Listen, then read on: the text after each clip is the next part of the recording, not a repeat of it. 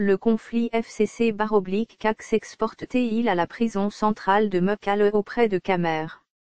Le centre pénitentiaire de rééducation de Kinshasa, CPRK, ex-prison centrale de Mekelle, est devenu un lieu d'attraction pour des acteurs politiques congolais depuis l'incarcération du directeur de cabinet du président de la République, Vital Kamer. Ce dimanche 26 juillet 2020, ce dernier a reçu la visite d'une importante délégation du Front commun pour le Congo, FCC, conduite par le coordonnateur Néhémie Mouilania. Condamné à 20 ans des travaux forcés pour détournement des fonds alloués à l'achat des maisons préfabriquées dans le cadre du programme des 100 jours du chef de l'État, Vital Kamer a fait appel de sa condamnation. En attendant la réouverture de son procès en appel fixé au 7 août prochain, le leader de l'Union pour la nation congolaise, UNC, se réinstalle petit à petit sur le devant du jeu politique congolais. Alors que des milliers de ses sympathisants ont manifesté la semaine dernière dans son fief de Bukavu au sud Kivu, à Goma dans le nord Kivu et à Kinshasa pour exiger un procès en appel équitable, il peut aussi compter sur le soutien d'une partie de la classe politique et même de la puissante Église catholique. Celle-ci a laissé entendre dans les médias qu'elle redouterait que le procès Kamer entre dans le cadre des calculs politiques. Quelques jours plus tard, le très médiatique secrétaire général de la Conférence épiscopale du Congo, Sanko, l'abbé Donatien Zoll, lui a rendu visite le 23 juillet.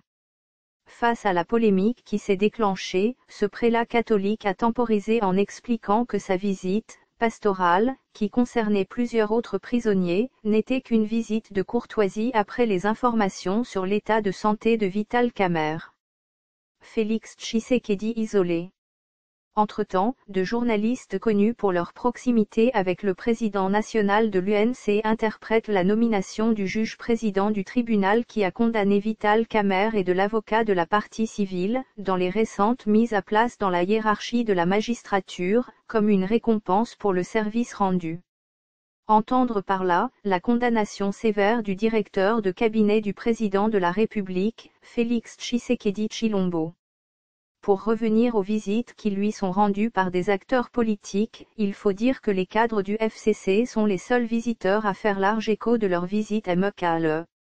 Ainsi, c'est sur son compte Twitter officiel que la plateforme politique de Joseph Kabila a révélé la visite de son coordonnateur. Le prof Néhémie Mouilania, coordonnateur national du FCC, a effectué ce dimanche 26 juillet, une visite de compassion et d'encouragement à Vital Kamer au CPRK. Une journée dominicale très symbolique pour les deux leaders politiques, a-t-on écrit. Le même jour et sur le même réseau social, un autre cadre du FCC a relayé sa visite au CPRK.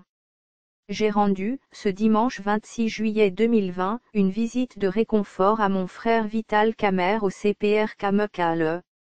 Je l'ai encouragé à continuer de croire en la grâce divine, la même qui a été accordée à Joseph en Égypte, au prophète Daniel et à Mandela.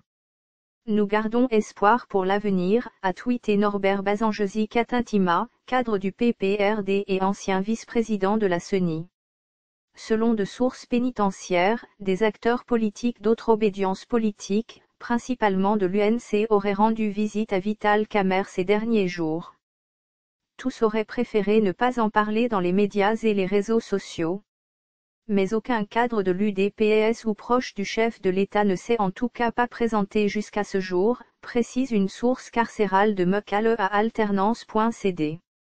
Ce qui pousse certains analystes à lier la visite de Néhémie Mouilania à Vital Kamer au conflit qui prévaut actuellement au sein de la coalition FCC/CAC. Ils associent à cela la visite, le mois dernier, de l'épouse de Joseph Kabila, Olive Lamb, à la famille de Vital Kamer. Source, via mediacongo.net.